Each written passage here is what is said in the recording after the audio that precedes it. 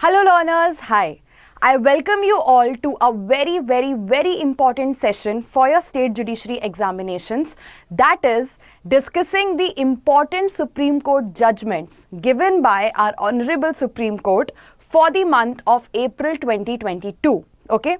Now before starting the session, let me first tell you कि why is this session relevant for you, क्यों ये session आपके लिए important है और आज हम इस session में cover क्या करने वाले हैं। तो आज के इस सेशन में हम वो लैंडमार्क इंपॉर्टेंट जजमेंट्स देखेंगे जो सुप्रीम कोर्ट ने अप्रैल के मंथ में अप्रैल 2022 के मंथ में जो हैं वो पास किए हैं। नाउ आपको अच्छे से पता है कि हर महीने सुप्रीम कोर्ट, हाई कोर्ट्स बहुत इंपॉर्टेंट जजमेंट्स देते हैं, but again the question is कि क्या सारे जजमेंट्स हमारे लिए पढ़ना इंपॉर्टेंट है, रेलेवेंट है? ऑफ कोर्स नहीं। तो हमें वो सिलेक्टिव जजमेंट्स पे फोकस करना है जहां से आपसे क्वेश्चंस पूछे जा सकते हैं in your state judiciary examinations.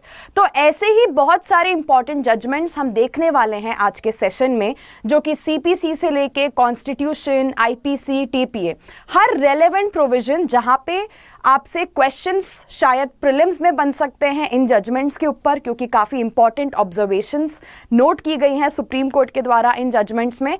Secondly, अगर आप कल को मेंस आंसर राइटिंग में भी जाते हैं, वहां पे भी आप इजीली, अगर इन प्रोविजन से आपसे क्वेश्चंस पूछे जाते हैं तो इजीली आप इन जजमेंट्स को कोट करके अपने आंसर को और ज़्यादा बेटर बना सकते हैं। ठीक है, so let's start with our session. तो जैसे कि मैंने बताया कि आज के सेशन में हम कवर करने वाले हैं आपके important judgments given by your supreme court. April month के जो आपके जजमेंट्स हैं वो हम डिस्कस करेंगे आज के इस सेशन में। ठीक है, तो अप्रैल मंथ का ये आपका पार्ट 1 सेशन होने वाला है। This is part 1 of your judgement series, जिसमें हम कुछ 6-7 केस लॉज देखने वाले हैं। Right after this will be coming with a part 2 judgement series as well, जिसमें हम और भी ऐसे ही 5-6 इंपॉर्टेंट केस लॉज आपके लिए लेके आएंगे। ठीक है, so I hope everybody is thorough with me, everybody is ready to get started on this journey of discussing the important case laws for the month of April 2020। चलिए, starting with our first case law, which is Shri Vishnu Constructions versus the Engineer in Chief Military Engineering Services and others। अब ये जो case है ये deal करता है आपके arbitration act से। Okay, so this case deals with your arbitration act, एक बहुत ही इंपॉर्टेंट एक्ट जो कि आपके स्टेट जुडिशरी एग्जाम्स के प्रीलिम्स में भी पूछा जाता है। और ये जो जजमेंट है, this was given by 2 judges. So this is a 2-judge bench judgment given by M.R. Shah and B.V. Nagaratna. Okay? अब इस केस के बारे में, इस केस में सुप्रीम कोर्ट का क्या इंपॉर्टेंट ऑब्जर्वेशन रहा है, let's have a look at that. So Supreme Court ने यहाँ पे बोला है कि arbitration applications for appointment of an arbitrator are required to be decided and disposed of at the earliest, otherwise the object and purpose of the arbitration act shall be frustrated। तो supreme Court ने यहाँ पे ये बोला है कि यहाँ पे जो आर्बिट्रेटर अपॉइंट करने की एप्लीकेशंस मूव की जाती हैं, कौन से सेक्शन में मूव की जाती हैं आर्बिट्रेटर अपॉइंट करने की applications? So that is your section number 11। Section number 11 of the arbitration act के अंदर जो एप्लीकेशंस मूव की जाती हैं आर्बिट्रेटर अपॉइंट करने के लिए, उन्हें आपको ज्यादा लंबे समय तक डिसाइड नहीं करना है। मैक्सिमम कितने टाइम में आप उसको डिसाइड करके खत्म करेंगे? तो you have to decide it maximum within a period of 1 year. ठीक है, तो सुप्रीम कोर्ट ने यहाँ पे ये नोट डाउन किया कि ये बहुत ही डिसअपॉइंटिंग चीज है देखने वाली कि सेक्शन 11 के अंदर जो एप्लीकेशन 1 साल के अंदर डिसाइड होनी चाहिए, वो इस केस के अंदर 4 सालों तक डिसाइड नहीं हुई थी, and this is defeating your purposes of the arbitration act. तो यहाँ पे सुप्रीम कोर्ट ने आर्बिट्रेशन एक्ट को रेफर करते हुए यही चीज बोली थी कि अगर सेक्शन 11 के अंदर जो एप्लीकेशन है आपकी, उसे आप डिसाइड नहीं करते हैं 1 साल के अंदर, तो आप आर्बिट्रेशन एक्ट के पर्पस को ही क्या कर रहे हैं? डिफीट कर रहे हैं पूरी तरीके से। देखिए, आर्बिट्रेशन एक्ट आपका कौन से उसके अंदर आता है? इसे हम आपके काउंट करते हैं एडीआर मैकेनिज्म्स के अंदर, राइट? और एडीआर आपका लाया क्यों गया था? एडीआर आपका लाया गया था ताकि जो हमारे कोर्ट्स के अंदर हम पेंडेंसी ऑफ केसेस देखते हैं, जो इतने इतने केसेस सालों से चलते आ रहे हैं, उसे देखते हैं, राइट? तो वो केसेस की पेंडेंसी खत्म हो, पार्टीज को कन्वीनियंस मिले और स्पीडी डिस्पोजल हो केसेस का। कोर्ट ने बोला कि आर्बिट्रेशन एक्ट जब इस पर्पस के लिए लेके आए हैं और आप एक एप्लीकेशन डिसाइड करने में 4 साल लगा रहे हो, तो आप आर्बिट्रेशन एक्ट के पर्पस को ही डिफीट कर रहे हो। आर्बिट्रेशन एक्ट जिस पर्पस के लिए लाया गया था ताकि पार्टीज का जो टाइम है उसकी बचत हो, पार्टीज को इनकन्वीनियंस कम से कम फेस करनी पड़े और जितना जल्दी हो सके हम क्या कर सके, यहाँ पे केसेस को जल्दी जल्दी डिसाइड कर सकें। तो यहाँ पे इसलिए सुप्रीम कोर्ट ने ये बोला था कि ये जो आपकी आर्बिट्रेशन की एप्लीकेशंस हैं, किसके लिए, आर्बिट्रेटर को अपॉइंट करने के लिए, ये आपको जितना जल्दी पॉसिबल हो उतनी जल्दी डिसाइड करनी है और उनको डिस्पोज ऑफ करना है, ताकि आर्बिट्रेशन एक्ट जिस पर्पस के लिए लाया गया था वो डिफीट ना हो और वो पर्पस वैसा का वैसा ही रहे, ताकि हम रिस्पेक्ट कर पाए आर्बिट्रेशन एक्ट के ऑब्जेक्टिव्स की, उसके पर्पसेस की। ठीक है, so I hope everybody is clear with this first case that we have discussed.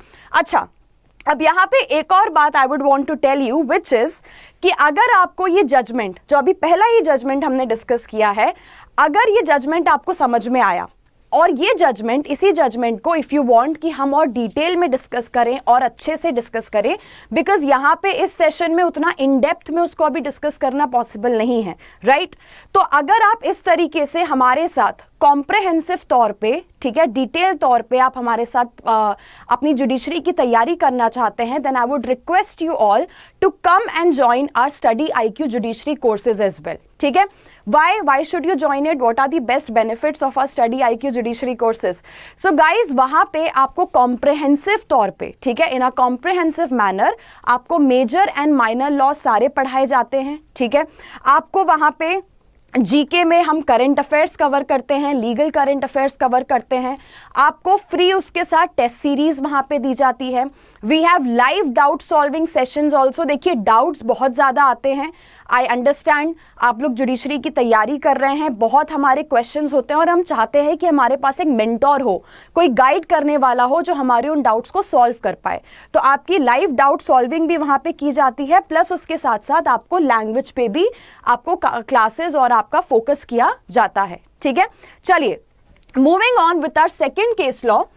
Now the second case law is Saroja Amal versus M. Deen Dayalan. Again, this is a 2-judge bench judgment given by Justices Hemant Gupta and V. Rama Subramaniam. अब देखिए, अगर मैं आपसे एक question पूछूं कि क्या आप अपनी प्रॉपर्टी जिसके आप ओनर हैं, फॉर सपोज आपके पास बहुत सारी प्रॉपर्टी है, क्या आप एक वसीयत के थ्रू, क्या आप एक विल बना के अपनी वो पूरी प्रॉपर्टी किसी अनजान व्यक्ति को हैंडओवर कर सकते हैं, किसी ऐसे व्यक्ति को दे सकते हैं, एक स्ट्रेंजर को दे सकते हैं जिसके बारे में आप कुछ भी नहीं जानते? और क्या आप अगर ऐसा करेंगे तो आपके फैमिली मेंबर्स क्या इस पे क्वेश्चन नहीं उठाएंगे कि आपने अपने फैमिली मेंबर्स को वो प्रॉपर्टी ना देके सारी प्रॉपर्टी एक ऐसे व्यक्ति को दे दी जिससे आपका कोई रिलेशन नहीं है, जिससे आपका कोई कनेक्शन नहीं है? सोचने वाली चीज है, राइट? ये ऐसी चीज है जिसपे हम क्वेश्चन उठाते हैं, किसी के भी दिमाग में ये क्वेश्चन आएगा। सेम चीज happened in this case as well. अब देखिए, इस केस में यहाँ पे होता क्या है, इस केस में यू हैड 3 पार्टीज। ठीक है, पहली पार्टी के बारे में अगर मैं आपको बताऊं, एक सेकेंड, पहली पार्टी के बारे में मैं अगर आपको बताऊं, so we have 1 party over here, there is 1 person जिनका नाम था सरोजा अमल। ओके, सरोजा अमल एक महिला थी, एक लेडी थी। इन्होंने यहाँ पे फाइल किया था परमानेंट इंजंक्शन। ठीक है, क्या फाइल किया था इन्होंने यहाँ पे? इन्होंने फाइल किया था यहाँ पे परमानेंट इंजंक्शन, परमानेंट इंजंक्शन अपनी प्रॉपर्टीज के अगेंस्ट। अब इनका कौन सी प्रॉपर्टीज के अगेंस्ट ये परमानेंट इंजंक्शन फाइल कर रही थी? तो इनके एक लिव इन पार्टनर थे यहाँ पे। ठीक है, इनके एक लिव इन पार्टनर थे यहाँ पे जिन्होंने अपनी विल के थ्रू, ठीक है, जिन्होंने अपनी विल के थ्रू अपनी सारी प्रॉपर्टी इनको सरोजा अमल को दे दी। ठीक है, यानी इनके जो लिव इन पार्टनर थे उन्होंने अपनी सारी प्रॉपर्टी अपनी सरोजा अमल, जो उनकी लिव इन पार्टनर थी, उनको पूरी हैंडओवर कर दी। अब यहाँ पे दिक्कत कहाँ पे आई? तो यहाँ पे दिक्कत ये आती है कि जो आपके ये पर्सन थे जिन्होंने अपने विल के थ्रू सारी प्रॉपर्टी यहाँ पे दी, इनके ऑलरेडी बीवी भी थी और इनके बच्चे भी थे। ठीक है, अब यहाँ पे इनके बीवी और इनके बच्चों को ये चीज काफी क्वेश्चनेबल लगी यहाँ पे कि हमारे पापा ने या मेरे जो हस्बैंड है उन्होंने अपने बच्चों को, अपनी बीवी को कुछ भी प्रॉपर्टी ना देके सारी प्रॉपर्टी एक लिव इन पार्टनर को दे दी, यानी एक ऐसे पर्सन को दे दी जिससे उनका कोई भी कनेक्शन नहीं है। ठीक है, तो यहाँ पे वाइफ और बच्चों को दिक्कत हुई कि आप ऐसा कैसे कर सकते हैं, तो इसलिए ये इस प्रॉपर्टी को लेना चाहते थे। और सरोजा अमल यहाँ पे उसी प्रॉपर्टी के अगेंस्ट परमानेंट इंजंक्शन चाह रही थी, क्योंकि इनके हिसाब से इनके लिव इन पार्टनर ने उनको वो प्रॉपर्टी एक वसीयत के थ्रू बना के दी थी। तो इनके हिसाब से इनका पॉइंट ये था कि मेरा उस प्रॉपर्टी पे पूरा हक है, क्योंकि मुझे वसीयत के थ्रू वो प्रॉपर्टी मिली है, मैंने किसी गलत तरीके से वो प्रॉपर्टी को नहीं लिया है। ओके, पहले जब ये मामला आपका लोअर कोर्ट में गया तो लोअर कोर्ट में भी ये चीज क्वेश्चनेबल हुई। लोअर कोर्ट को भी लगा कि हाँ, ये चीज तो सोचने वाली है कि कोई भी व्यक्ति अपने बीवी बच्चों को छोड़ के सारी प्रॉपर्टी लिव इन पार्टनर को कैसे दे देगा या किसी स्ट्रेंजर को कैसे दे देगा जिससे उसका हार्डली कोई कनेक्शन है, अपने रियल रिलेशंस वालों को छोड़ के। लेकिन उसके बाद ये मैटर आपका गया सुप्रीम कोर्ट में, और सुप्रीम कोर्ट ने यहाँ पे बोला कि देखिए, यहाँ पे सरोजा अमल लिव इन पार्टनर हो या कंप्लीटली एक अनजान व्यक्ति क्यों ना हो, कोई भी व्यक्ति, ठीक है, कोई भी व्यक्ति जो अपनी प्रॉपर्टी का क्या है, एब्सोल्यूट ओनर है। आप अपनी प्रॉपर्टी के एब्सोल्यूट ओनर हैं, और अगर आप अपनी विल के थ्रू, ठीक है, अगर आप अपनी विल के थ्रू अपनी पूरी प्रॉपर्टी किसी स्ट्रेंजर को भी देना चाहते हैं। आप किसी दिन ट्रेन में जा रहे थे, ट्रेन में आपके साथ में एक बहुत अच्छे पैसेंजर थे, आपकी उनसे अच्छी दोस्ती वगैरह हो गई, ठीक है, आप अपनी वसीयत के थ्रू, ऐसी वसीयत जो आपने पूरे होशो आवाज में बनाई है, प्रॉपर स्टेट ऑफ माइंड में बनाई है, ऐसे व्यक्ति को अगर आप अपनी वसीयत देना भी चाहते हैं तो आप दे सकते हैं, और इस पे कोई क्वेश्चन नहीं उठा सकता, प्रोवाइडेड वो जो विल है वो आदमी ने अपने प्रॉपर स्टेट ऑफ माइंड में बनाई थी, यानी कि उस टाइम पे वो एक प्रॉपर स्टेट ऑफ माइंड में थे, ऐसी किसी बीमारी में नहीं थे, ऐसी किसी सिचुएशन से नहीं गुजर रहे थे, ठीक है, कि यहाँ पे उनको विल बनाने के लिए एक फिट पर्सन ना माना जाए। तो यहाँ पे सुप्रीम कोर्ट ने बोला कि देखो, सरोजा अमल जो कि लिव इन पार्टनर थी, उनको वसीयत के थ्रू उनके पार्टनर सारी प्रॉपर्टी देके गए हैं, वो वसीयत एक proper fit state of mind में बनाई गई थी, तो यानी उन प्रॉपर्टीज के अगेंस्ट सरोजा अमल परमानेंट इंजंक्शन ले सकती हैं, यानी उन व्यक्ति के जो बीवी और बच्चे हैं वो सरोजा अमल के राइट्स के साथ इंटरफेयर नहीं कर सकते हैं यहाँ पे, क्योंकि कोर्ट ने बोला कि एक अनजान व्यक्ति को प्रॉपर्टी दी जाए या बीवी बच्चों को दी जाए, अगर वो एक प्रॉपर वसीयत के थ्रू बना के दी गई है तो उस पर कोई भी व्यक्ति क्वेश्चंस नहीं उठा सकता। So I hope the second case is also clear to you, जो कि आपको ये बताता है कि आपके साथ जिंदगी में ये मजाक भी हो सकता है कि आपके कोई घर वाले या आपके कोई जान पहचान में व्यक्ति किसी अनजान व्यक्ति को भी सारी प्रॉपर्टी अपनी दे के जा सकता है। Coming to the third case, that is Harminder Singh versus Surjit Kaur. Again, a two-judge bench judgment given by Justices Hemant Gupta and V. Rama Subramaniam. Okay? अब यहाँ पे देखिए, यहाँ पे आपके एक पर्टिकुलर मॉर्टगेज के बारे में बात की गई है। तो ये जो केस है आपका, ये डील करता है ट्रांसफर ऑफ प्रॉपर्टी एक्ट से, ठीक है। ट्रांसफर ऑफ प्रॉपर्टी एक्ट अगर आपने पढ़ा हुआ है तो आपने उसमें एक टाइप के मॉर्टगेज के बारे में पढ़ा होगा, जिसे हम बोलते हैं आपका यूजुफ्रक्टरी मॉर्टगेज, ठीक है। अब इस केस को समझाने के पहले, जिन लोगों को नहीं पता है या जिन्होंने पहले TPA नहीं पढ़ा है, तो I would like to tell you guys about what do you mean by the usufructuary mortgage, ठीक है। अगर आप TPA का सेक्शन नंबर 58 देखेंगे और सेक्शन नंबर 58 में स्पेसिफिकली अगर आप क्लॉज नंबर D देखेंगे, ठीक है, तो वहां आपको क्या दिया है, वहां आपको बताया है यूजुफ्रक्टरी मॉर्टगेज के बारे में, ठीक है। यूजुफ्रक्टरी मॉर्टगेज होता क्या है, अगर कोई मॉर्टगेजर अपनी सारी प्रॉपर्टी एक मॉर्टगेजी को दे दे कुछ समय के लिए, ये बोलते हुए कि आप मेरी इस प्रॉपर्टी का बेनिफिट्स उठाइए, आप मेरी इस प्रॉपर्टी को एंजॉय करिए, इस प्रॉपर्टी से जो रेंट आ रहे हैं, जो प्रॉफिट्स आ रहे हैं, आप उसको यूज करिए, और जब आपको लगे कि आपका फ़ायदा यहाँ कंप्लीट हो गया है या फिर आपका जो रेंट था, जो बकाया था, वो कंप्लीट हो गया है, तो आप मुझे वो प्रॉपर्टी क्या कर दीजिएगा, रिटर्न यहाँ पे कर दीजिएगा।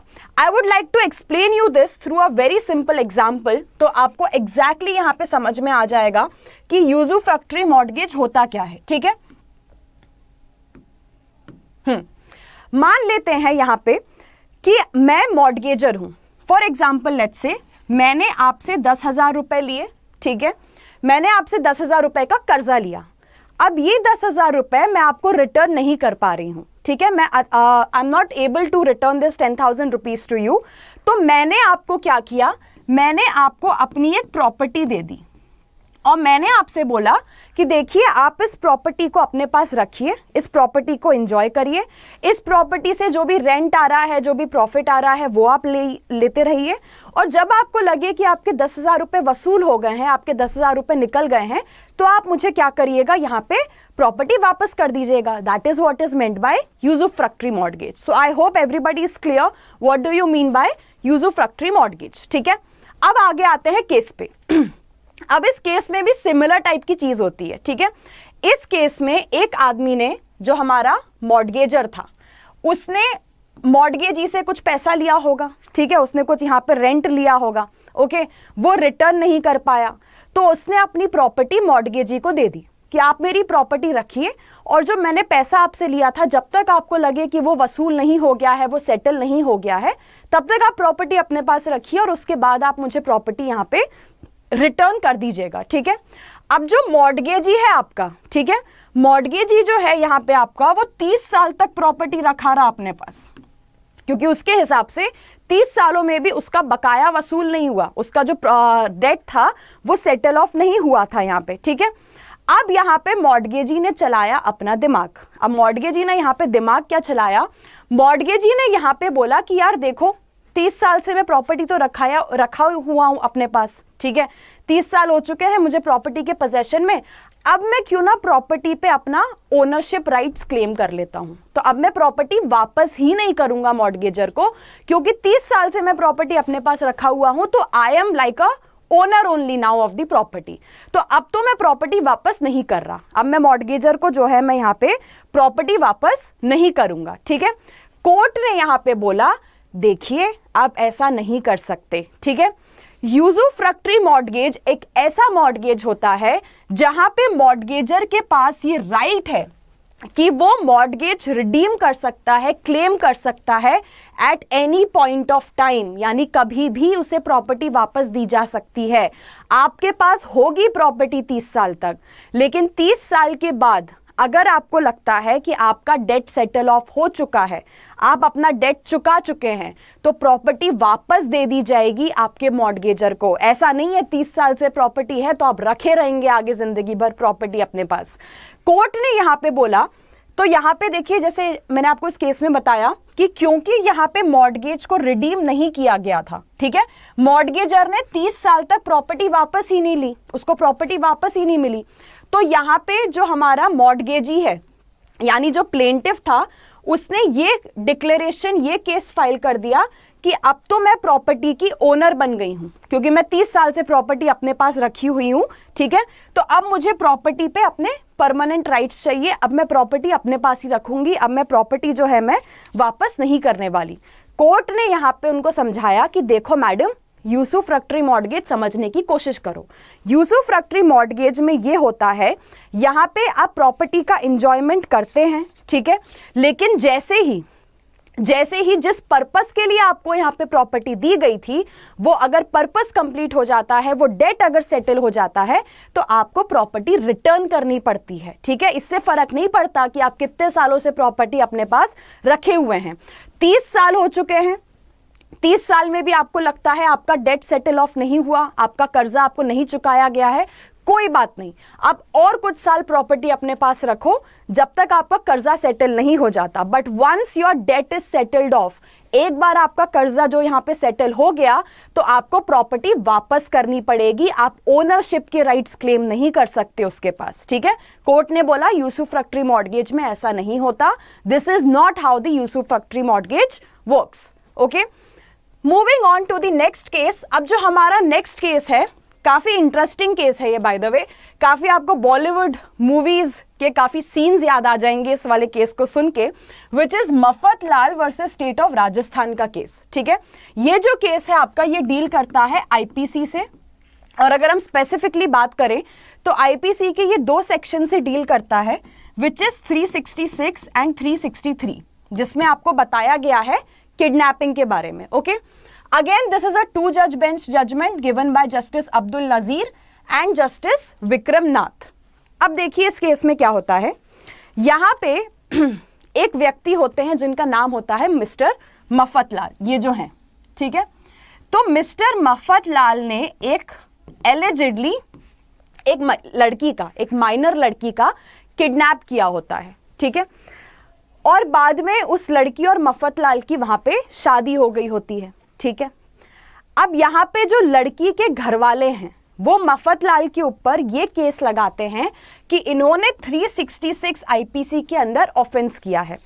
366 आईपीसी जिन लोगों को नहीं पता है, 366 आईपीसी ये बोलता है कि अगर आप किसी महिला को किडनैप करते हैं या उसको अबडक्ट करते हैं इस इंटेंशन के साथ कि आप जबरदस्ती उसकी शादी करवाना चाहते हैं, या फिर आपको पता है कि किसी तरह उसको यहाँ पे शादी करने के लिए मजबूर किया जाएगा, फोर्स किया जाएगा, इस इंटेंशन से, यानी यहाँ पे किडनैपिंग क्यों की जाती है 366 में, जबरदस्ती महिला की शादी करवाने के लिए किसी के साथ, उसको फोर्स करने के लिए शादी के अंदर।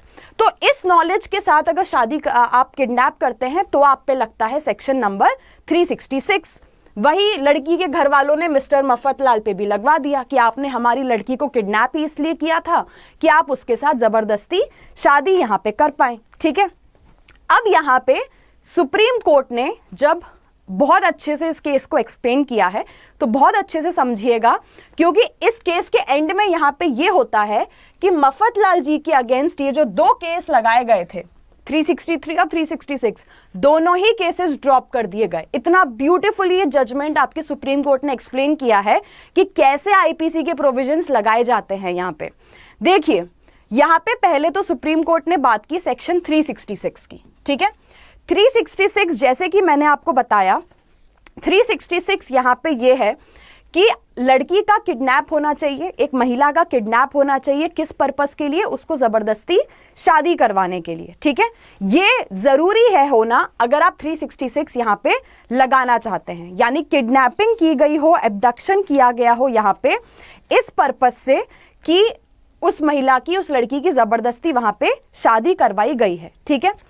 अब यहाँ पे होता क्या है, जो लड़की है यानी जो एब्डक्टी थी यहाँ पे, यानी हम जिसे बोल सकते हैं जो आपकी माइनर लड़की थी जिसका किडनैप किया गया था, लड़की ने साफ साफ ये कोर्ट के अंदर आके बोला कि मैंने जो है, मेरा जो किडनैपिंग है वो इसके लिए हुआ ही नहीं था, मेरी जो किडनैपिंग है या मुझे यहाँ पे किसी तरीके से मजबूर करके, फोर्स करके कोई मुझे नहीं लेके गया था, मेरा यहाँ पे किसी तरीके से किडनैप ही नहीं हुआ है, ठीक है।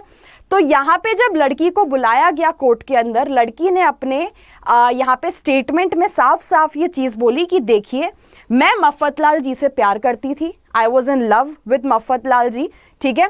मेरे घर पे हालात सही नहीं थे, मेरे घर वाले इस रिश्ते को लेके मंजूर नहीं थे, तो इसलिए मैंने खुद से घर से भाग के मफतलाल जी के साथ शादी की है। तो हम ऐसा नहीं बोल सकते कि मुझे यहाँ पे किडनैप किया गया है ताकि मफतलाल जी मुझसे ज़बरदस्ती शादी कर सके। यहाँ ज़बरदस्ती कोई शादी नहीं हुई है, मैंने अपनी मर्जी से, अपनी फ्री विल से यहाँ पे मफतलाल जी के साथ जो है वो शादी की है, ठीक है। तो यहाँ पे कोर्ट ने पहली चीज़ तो ये क्लियर की कि देखो, जब यहाँ पे लड़की का किडनैप इसलिए हुआ ही नहीं था कि उसकी ज़बरदस्ती शादी करवाई जा सके, तो यहाँ पे आपका 366 लग ही नहीं सकता। अब आ जाओ दूसरे सेक्शन के ऊपर, विच इज 363। कोर्ट ने बोला कि जब यहाँ पे लड़की साफ साफ, यानी जिस लड़की का किडनैप हुआ है वो लड़की साफ साफ अगर कोर्ट के अंदर आके ये बोल रही है कि मैं अपनी मर्जी से घर से भागी थी क्योंकि मैं इनसे प्यार करती हूँ, मैं इनसे शादी करना चाहती थी, लेकिन मेरे घर वालों को हमारे रिश्ते से दिक्कत थी, they were not okay with my relationship. तो लड़की ने बोला कि मैं अपनी मर्जी से यहाँ से घर से भागी थी ताकि मैं मफतलाल जी से शादी कर पाऊँ, उन्होंने मुझे नहीं किडनैप किया है मुझसे शादी करने के लिए। तो कोर्ट ने बोला कि फिर कौन सा 363 और फिर कौन सा 366, ये दोनों ही प्रोविजंस यहाँ पे आपके नहीं लग सकते। और अल्टीमेटली इस केस में भी यही हुआ कि मफतलाल जी के अगेंस्ट आपके जितने क्रिमिनल प्रोसीडिंग्स थी उनको यहाँ पे क्या कर दिया गया, ड्रॉप कर दिया गया। ठीक है, तो मेनली यहाँ पे सुप्रीम कोर्ट ने यही नोट किया है कि अगर आप सेक्शन 366 आईपीसी के अंदर ऑफेंस लगाना चाहते हैं, ठीक है, तो वो तभी लगेगा, वो तभी अट्रैक्ट होगा अगर किसी तरीके का फोर्सफुल कंपल्शन है तो। ठीक है, कि यहाँ पे जबरदस्ती लड़की को किडनैप किया गया है या उसे इंड्यूस किया गया है किसी पर्सन के साथ शादी करने के लिए। बट क्योंकि इस केस में लड़की को मजबूर किया ही नहीं गया था, फोर्स किया ही नहीं गया था, लड़की अपनी मर्जी से घर से भागी, लड़की अपनी मर्जी से यहाँ पे शादी करना चाहती थी, तो सुप्रीम कोर्ट ने बोला किस बात का फोर्स, किस बात का इंड्यूसिंग।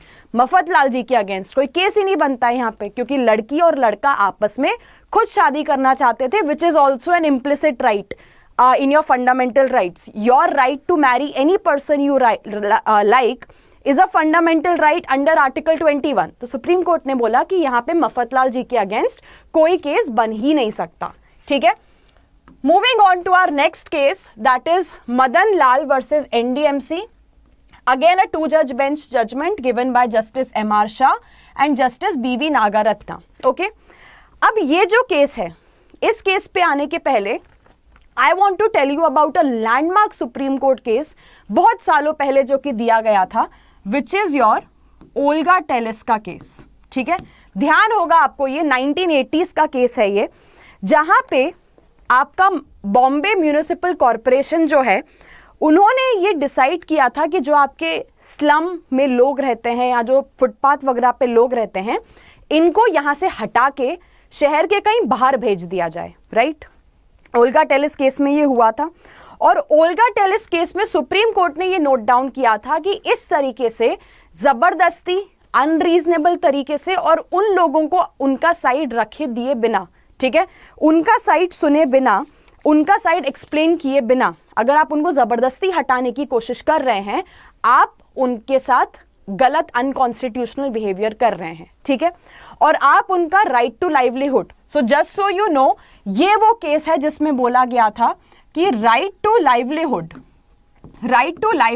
भी आपका एक फंडामेंटल राइट है अंडर आर्टिकल 21, जो कि right to life and liberty की बात करता है। ठीक है, अब इसी केस को यूज करके आपका ये केस आया। ठीक है, ये केस डील करता है आपके हॉकर्स से। हॉकर्स यानी कि वो लोग, आपने देखा होगा, जिनकी परमानेंट दुकानें नहीं होती हैं, ये ठेले लगाते हैं सड़क के बाजू में, ये छोटी छोटी टपरियां लगाते हैं सड़क के बाजू में। ठीक है, दिन भर लगाते हैं, रात में उसी ठेले को, उसी दुकान को बंद करके वहीं छोड़ के चले जाते हैं। ठीक है, अब यहाँ पे इसी चीज को क्वेश्चन किया गया, इसी चीज से दिक्कत थी आपके NDMC वालों को।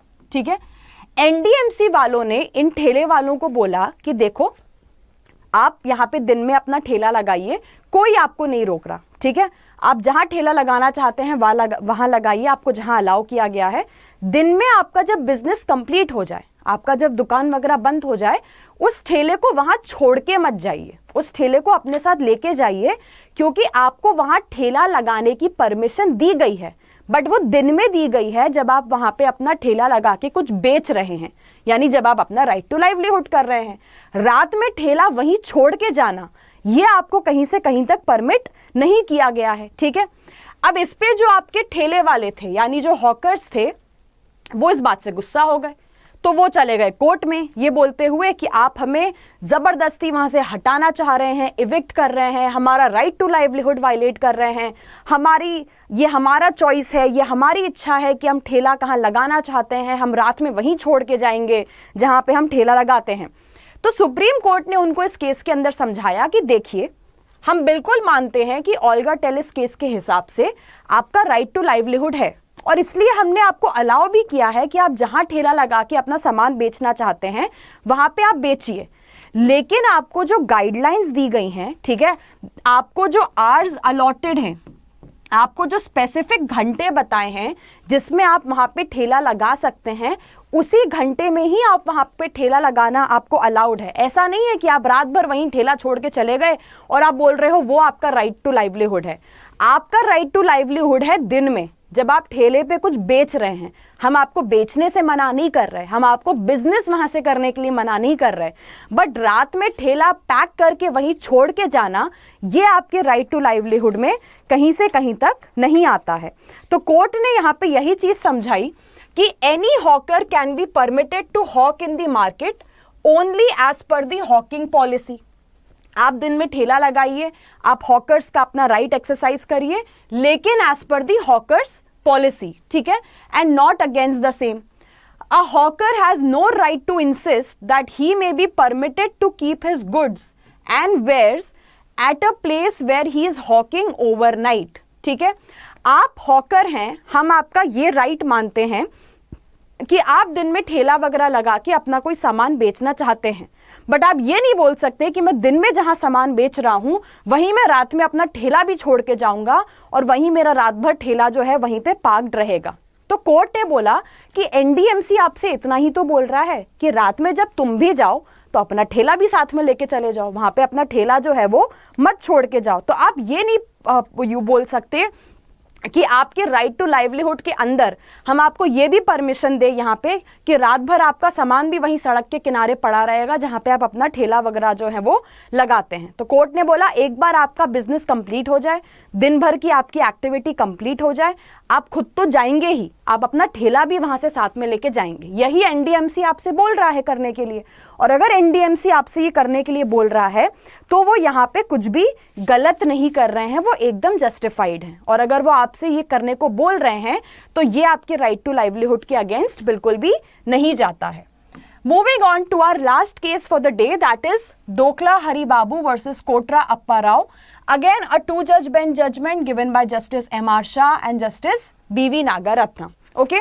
अब ये जो केस है ये डील करता है आपके section 64 of civil procedure code से। ठीक है, सेक्शन 64 सीपीसी के बारे में अगर मैं आपको एक ब्रॉड ओवरव्यू दूं तो देखिए, आपको अच्छे से पता है कि अगर मान लीजिए आपने कुछ गलत चीज की है, ठीक है, आपने कोई गलत एक्ट किया है और आपके ऊपर फाइन लगाया जाता है, और आप अगर वो फाइन पे नहीं करते हैं तो आपके साथ आपकी जो प्रॉपर्टी है उसको क्या किया जा सकता है, अटैच किया जा सकता है, राइट। अब सेक्शन 64 जो है सिविल प्रोसीजर कोड का, पहले तो वो ये बोलता है कि एक ऐसी प्रॉपर्टी जिसको अटैच किया जा चुका है उसको ट्रांसफर नहीं किया जा सकता।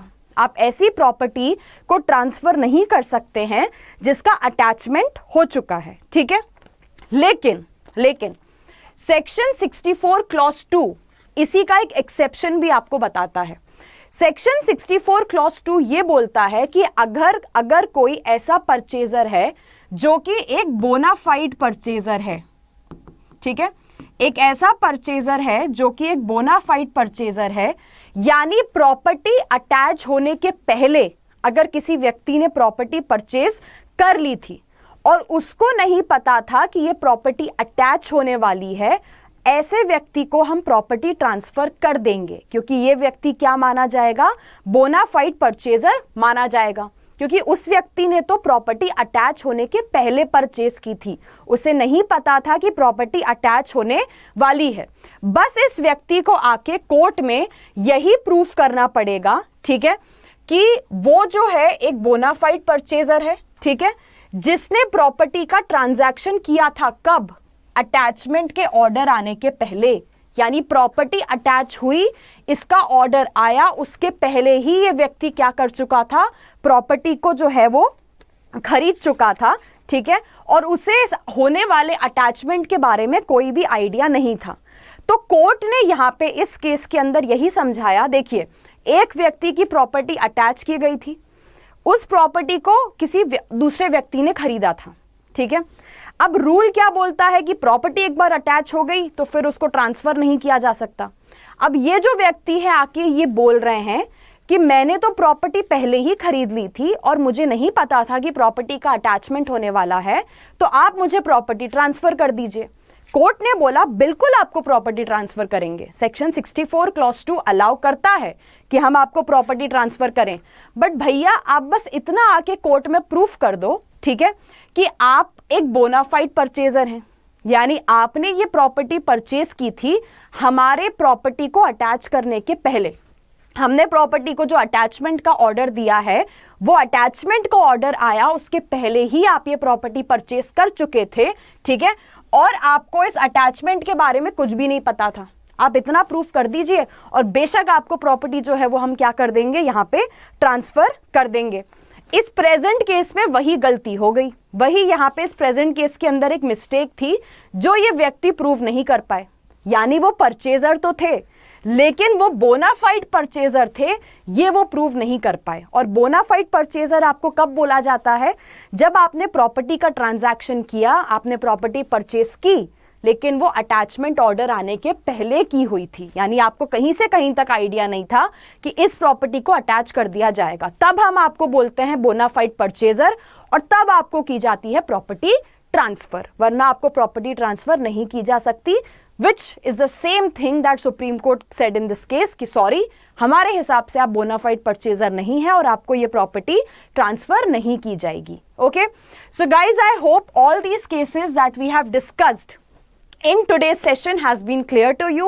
I would like to repeat it again कि अगर आपको ये सेशन अच्छा लगा, all the cases that we have discussed आपको अच्छे से समझ में आए हैं, so please do join our courses as well, जहाँ पे यही चीज़ें आपको और बेटर और इलेबोरेटिव वे में और डिटेल्ड वे में जो है वो पढ़ाई जाएंगी, ठीक है, क्योंकि वहाँ पे कॉम्प्रहेंसिव तरीके से आपके सारे लॉज वगैरह कवर किए जाते हैं। We have live doubt solving sessions as well, ठीक है, आपके सारे queries, questions, language, your current affairs, your legal current affairs, free test series, all these benefits, n number of benefits you get if you take up our Study IQ Judiciary courses. Okay, so like I said कि ये जो आज का हमारा session है, this was the part 1 of this session, ठीक है। I'll be back soon with our part 2 session as well, जिसमें हम ऐसे ही कुछ और 5-6 important judgments देखेंगे। So thank you so much again for watching this video, and I'll see you super soon with the part 2 of this important judgments for the April 2022. So thank you so much. Take care. All the best for your preparation. Bye bye.